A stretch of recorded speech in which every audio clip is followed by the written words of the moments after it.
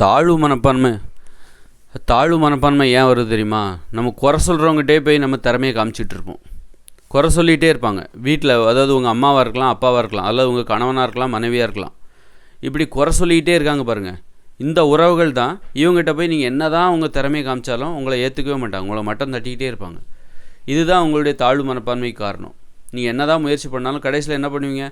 அதாவது நமக்கு அருகில் இருப்பவர்கள் நம்மை பாராட்ட வேண்டும், நம்மை ஒரு பெரிய ஆளாக நினைக்கணும் அப்படின்னு நாம் நினைப்போம். அப்போது நாம் என்ன பண்ணணும் அப்படின்னா, முதல்ல நமக்கு அருகில் இருப்பவர்களை பாராட்ட கற்றுக்கணும். முதல்ல நம்மக்கிட்ட அந்த தப்பு இருக்கலாம். நமக்கு அருகில் இருப்பவர்களை குறை சொல்கிற வழக்கம் நம்மக்கிட்ட இருக்குதான்னு முதல்ல நம்ம பார்த்துக்கணும்.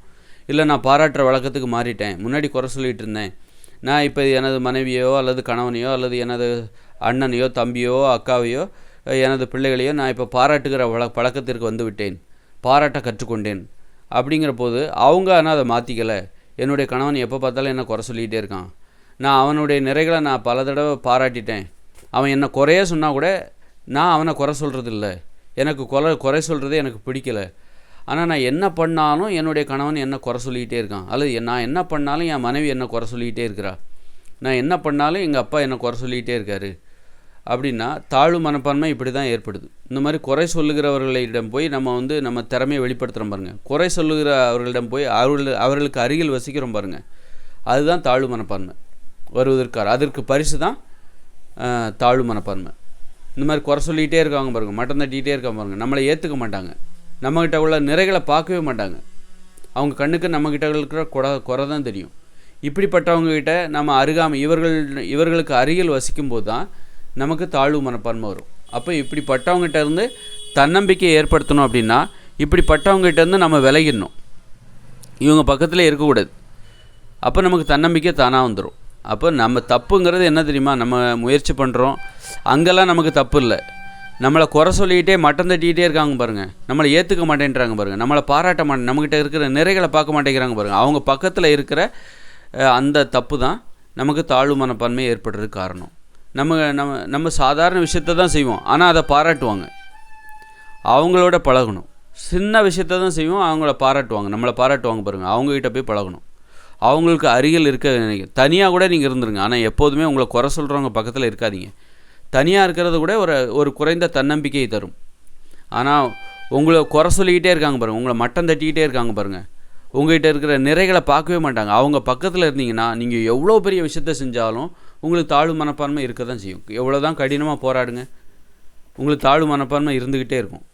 உங்களுக்கு தன்னம்பிக்கைங்கிறது வரவே வராது. உங்கள் வாழ்க்கையில் முன்னேற்றம் என்பதே இருக்காது. அதனால் உங்களை பாராட்டுறவங்க பக்கத்தில் இருங்க. அப்படி உங்களுக்கு யாருமே கிடைக்கலனா கூட தனியாக கூட இருங்க. தனியாக இருந்தால் கூட தாழ்வு மனப்பான்மை வராது. பாராட்டும் போது உயர்வு மனப்பான்மை ஏற்படும். ஆனால் அவங்க குறை சொல்கிறவங்க பக்கத்தில் இருந்துக்கிட்டு எவ்வளோ தான் கஷ்டப்பட்டாலும் உங்களை அவங்க ஏற்றுக்கவே மாட்டாங்க, உங்கள்கிட்ட உள்ள நிறைகளை பார்க்கவே மாட்டாங்க. அதனால் இப்போ குறை சொல்கிறவர் எங்கள் வீட்டுக்காரராக இருந்தால் நான் என்ன பண்ணுறது? விவாகரத்து பண்ணிவிடுங்க. குறை சொல்கிறவர் என் மனைவியாக இருந்தால் விவாகரத்து பண்ணிடுங்க. எப்போ பார்த்தாலும் குறை சொல்லிக்கிட்டே இருக்கிறா அப்படின்னா அவள் திருந்தவே மாட்டா. அப்படின்னா அவளை நான் எத்தனையோ விதத்தில் பாராட்டி தான் பேசுகிறேன், அவள் என்னை குறை சொல்கிறான்னு நான் என்றைக்குமே அவளை குறை சொன்னதே கிடையாது. அப்படி இருந்தால் அவள் என்கிட்ட குறையே தான் சொல்லிக்கிட்டு இருக்கா அப்படின்னா அவளை விவாகரத்து பண்ணிடுங்க. யார் உங்களை பாராட்டுறாங்களோ சின்ன சின்ன விஷயத்துக்கு கூட பாராட்டுவாங்க, சாதாரண விஷயத்துக்கு கூட பாராட்டுவாங்க, அவங்கள போய் பிடிங்க, வாழ்க்கையில் உயர்ந்துடுவீங்க.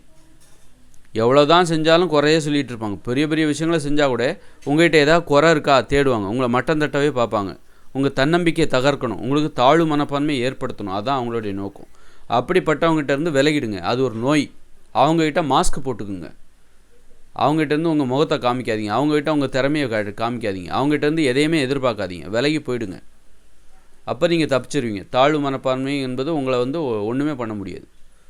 ஒரு தன்னம்பிக்கை என்பது தனியாக இருந்தால் கூட தனியாக இருக்கிறது தப்பு கிடையாது. ஆனால் உங்களை குறை சொல்கிறவங்க பக்கத்தில் இருக்கீங்க பாருங்கள், அதுதான் தப்பு. குறை சொல்கிறவங்ககிட்ட போய் நீங்கள் உங்கள் திறமையை வெளிப்படுத்துகிறீங்க பாருங்கள், அதுதான் தப்பு.